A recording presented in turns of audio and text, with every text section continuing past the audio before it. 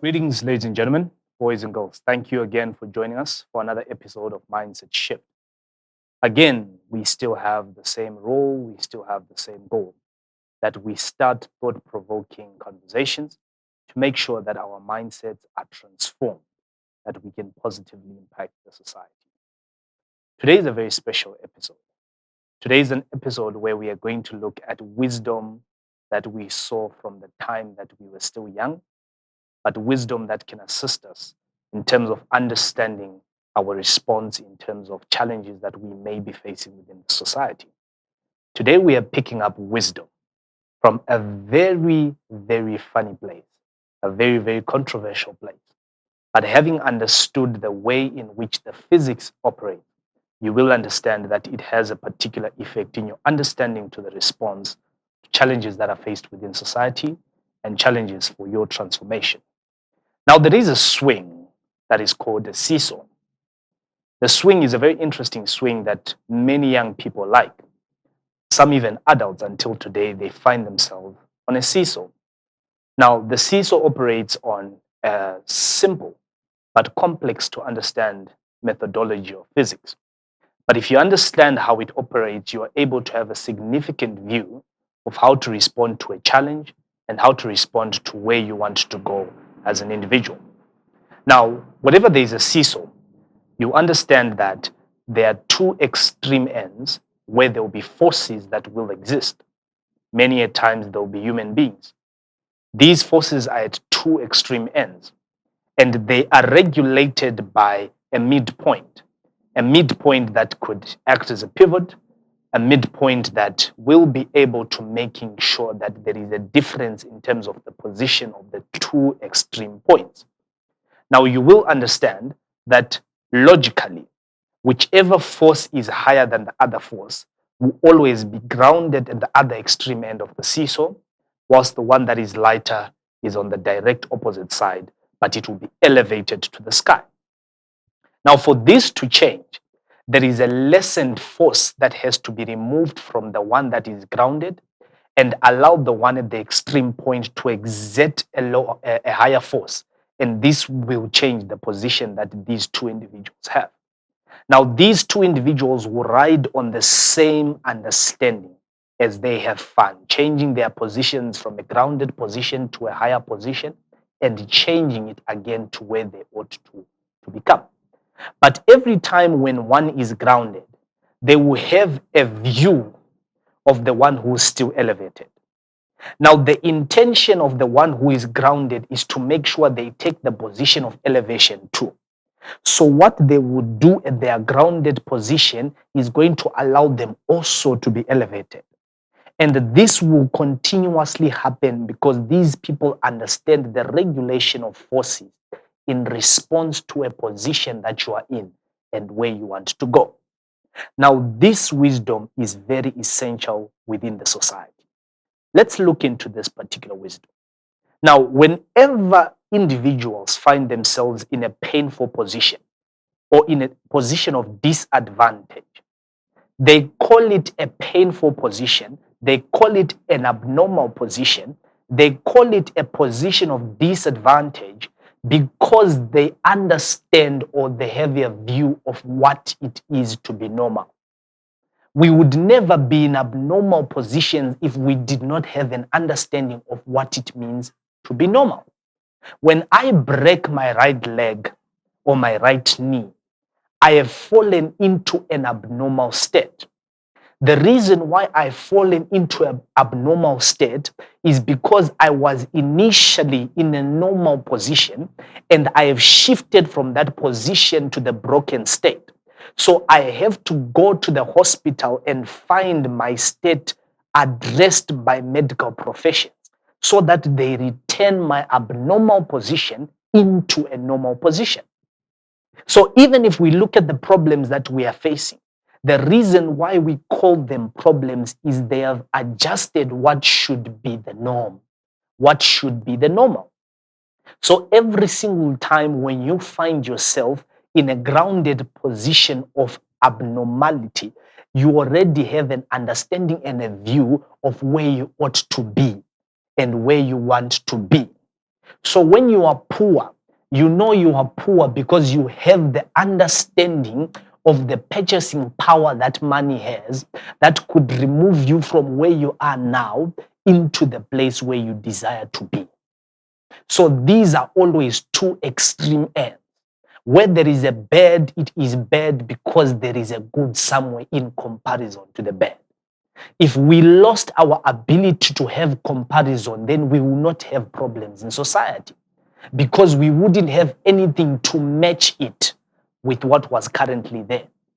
So it is important for us to understand that when you find yourself in a grounded position, when you find yourself in a position of pain, in a position of problem, in your mind, you already naturally know where you can go because that's how you would only understand you are in a problem.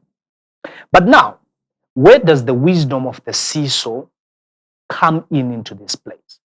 Now, when an individual is grounded and they intentionally want to also go to a higher position, there is something that that individual ought to do so that he is able to respond from his current position to go to a higher place. But for him to get there, he first has to understand three fundamentals when you are still grounded. When you are on a seesaw and you are the one who is on the ground, there are three fundamentals that cannot be ignored. Number one, you are at a position of stability. Number two, you are less vulnerable. And number three, you are there because there is no other force acting to your position. The individual who is at a higher level does not have the maximum amount of stability as long as the individual who is grounded can do something about it. The individual who is at a higher position is more vulnerable because at that position, it is easier for that individual to fall. Now, understanding this will make you understand that when you are grounded in a tough situation, in that particular situation, what is keeping you in that situation is stability around the situation. What is keeping you within that situation is you not exerting any other force to destabilize that particular position. And it is you understanding that you are there, but not making a decision to shift your position. So could it be that when people find themselves in challenges, there is a role that these individuals play to stabilize their position within that tough situation? What is it then that an individual ought to do whilst they're at a grounded position of a tough situation, whilst they aspire to make sure they also go at a higher position? The first thing is to destabilize your position in the grounded state. You ought to destabilize what is rooting your problem to be where it is. Except an external force acts, a body will remain at rest or continue moving in constant velocity until an external force has acted. One of the laws of Isaac Newton. And this law applies and is applicable to challenges that we are also facing. As long as you remain in your situation of struggle and there is no external force that is given to destabilize where it stands, you will remain there. How do we see this? We see this in the lifestyle of the Israelites when they were within the place of Egypt. One of the things that kept these individuals within Egypt is they had found stability in the system that was causing pain in them. Now, stability does not necessarily mean you are happy within that particular place, but there is nothing that is being done to move out of the situation. So complaining about your position is part of aiding the stability of that particular position, because complaining does not directly respond to the challenge that is being faced. Another thing that we see amongst the Israelites when they were in Egypt is they caused stability in their situation of pain by not being transformed above their current state. If there is no transformation mentally from your position of struggle, then you are going to attract stability within that particular state. Another thing that we see that was lacking in making sure there is stability where they were at was there was lack of leadership. And leadership not as a role of having a title, but leadership as a role of understanding purpose and building that leadership until the position is eventually established. So we will see that three things kept them grounded in a stabilized position. Number one was complaining and complacency in the situation. Number two was lack of transformation whilst in that particular situation. And number three was lack of leadership amongst the people. So every single time when you want to destabilize a challenging situation, you ought to address these three things.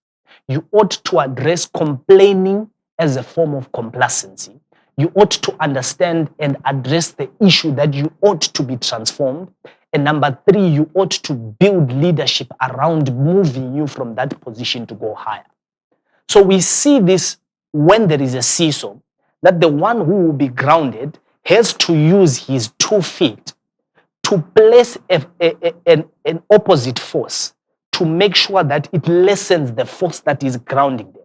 And the moment they do that, the position of the other individual that has a force on the opposite side can now take ground eventually to then oppose that other individual and remove them from the ground. So likewise, when you are facing a challenging situation, the initial step and the initial force that will destabilize your grounding so that you can begin to arise to a higher position, and where you were looking into, you manage to arrive there, is by you making sure that you eject the first force, which is removing you from a stabilized position. How do we see this? We see this in the response that God even gives to the nation of Israel when they were stuck in a stabilized system that was oppressing them. We see that the first thing that God does is he works on the transformation of an individual so that that individual can then lead them as he transforms them. We see this in Moses. Number two, we see the building of leadership.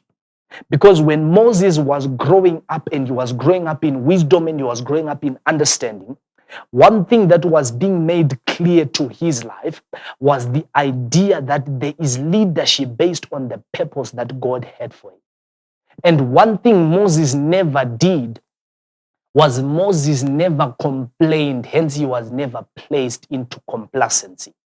But we see that as the time goes on and as he begins to walk the Israelites out of Egypt and they arrive into the promised land, we will see that whenever complacency and complaining entered the heart of Moses, there was a challenge that eventually arose.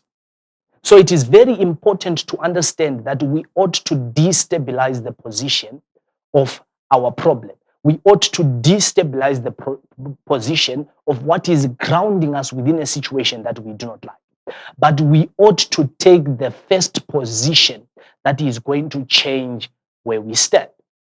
So when you are able to address these three things, there is something that you also begin to understand about yourself whilst you are walking within that line.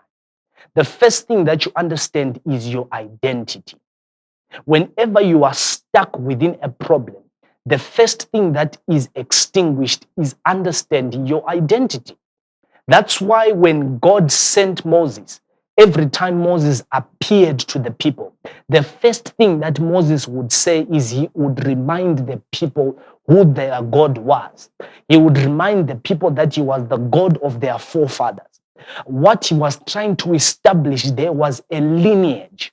And where there is a lineage, one is able to tap into their identity. So you ought to understand whilst in the problem who you are. You ought to understand whilst in the problem where you're coming from. And you ought to understand whilst in the problem as to what is backing you and what and who is standing with you.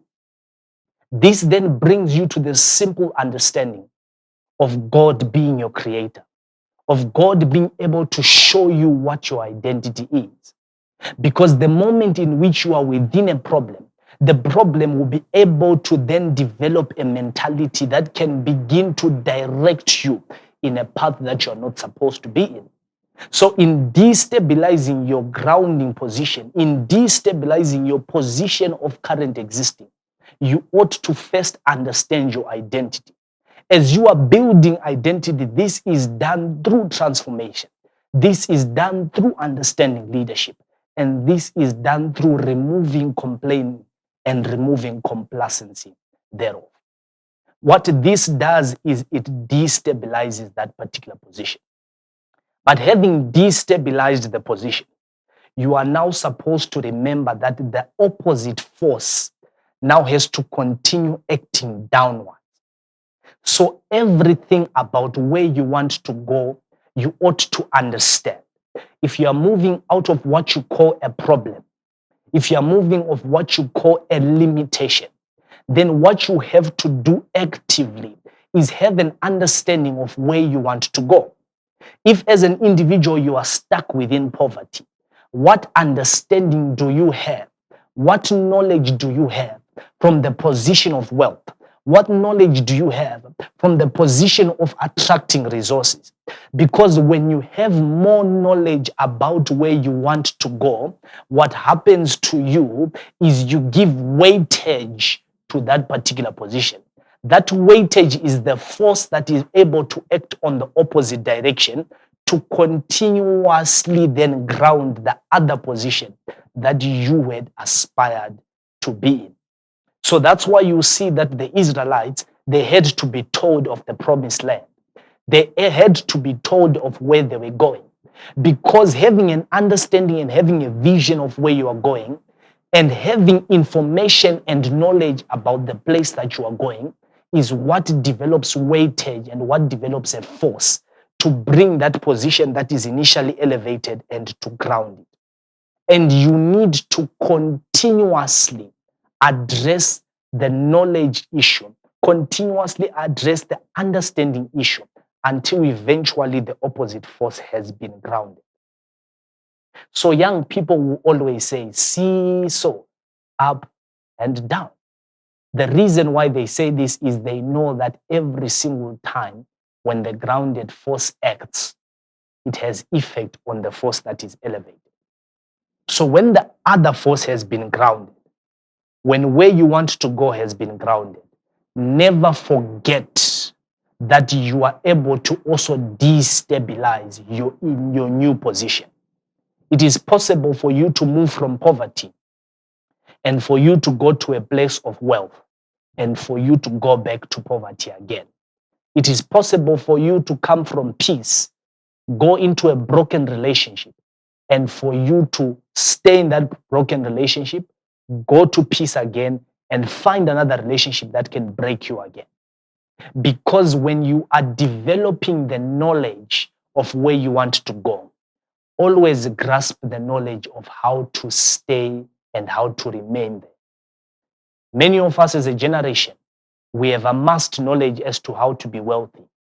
Many of us as a generation, we have amassed the understanding and the knowledge of how to be successful. But where we've missed it along the lines is knowing and having understanding of how to stay, how to remain. That's why even the Bible reveals that the finishing grace is essential. If there be a God that we call the Alpha and the Omega, what he begins, he can surely end. He can surely see it to the end. But the problem with us is though our vision is fixed on how to get there, though our vision is fixed on getting to the land of prosperity, but we have lack of understanding of how to remain there. When you don't have the understanding of how to remain there, what you will do in turn is you will destabilize the stabilized position of your new enriched wealth, of your new enriched land of peace. And when you destabilize it, the same essence as of how the siso will change from one position to another can still happen to you. So you need to be able to understand that once you arrive there, you need to make sure that your wealth and your place of peace is surrounded by stability, is surrounded by lack of vulnerability, and is also surrounded by an understanding that as long as the force remains where it is, then it shall not be moved. So you ought to understand how to remove vulnerability to a position that you want to go to. Removing vulnerability is continuously addressing the shortfalls that come from an individual, is continuously addressing the shortfalls of leadership, is to continuously addressing the shortfalls of identity, is to continuously address the shortfalls of transformation. This is when you have a basic understanding that a man needs to continuously edify themselves. A man needs to continuously be transformed so that that particular man can stay in the position of influence. Dr. Miles Monroe says in one of his famous books that when we stop learning, we start dying. When we stop thinking we need transformation, we start dying. When we stop thinking we need to edify our potential in leadership, we start dying. Because what we are doing there is we are limiting the potential that can ground us in a situation that is advantageous to us. So this is wisdom that we see even within the siso. To say that when you are stuck in a position of struggle, when you are stuck in a position of pain, when you are stuck in a position of poverty, what is keeping you in that position is that it has found stability in your life. There is a force that you are able to exert to destabilize that position. And as you destabilize that position, having an understanding of the place you want to go, of the things you want to achieve, is going to slowly but surely introduce that particular position within your life. But once the position has been brought within your life, understand that it too can be lost. You should not be comfortable within that particular position. But what you are now supposed to do is continuously walk in the road of transformation, continuously walk in the road of addressing character flaws in you, so that you are able to also have an understanding of how to stay and how to remain there. Always understanding that whenever there is good, somewhere, somehow, there is bad. Because the only way something can be termed good is because there is a direct opposite of what is bad. The only way something can be termed bad is that there is a direct opposite of that which is good. So there is no way in which we are able to say you are choosing good, yet there is nothing that is diametrically opposed to that goodness. This is a question some people will ask and say, did God create evil? God never created evil. But when God gave you a position to choose, it means that what should have been chosen should have a direct opposite, so that one can be termed as one who had a choice. If I have an apple and I have an orange, I am said that I have a choice if the two are different. So every time when there is an apple and I choose an apple, it's because what was opposed to what was there was different from what I took. So understand that even when you are in a good situation, there is already in the atmosphere the possibility of a bad situation happening. But what differentiates those that end up falling in that position is understanding how to remain in the good position and continuously developing yourself for that particular position.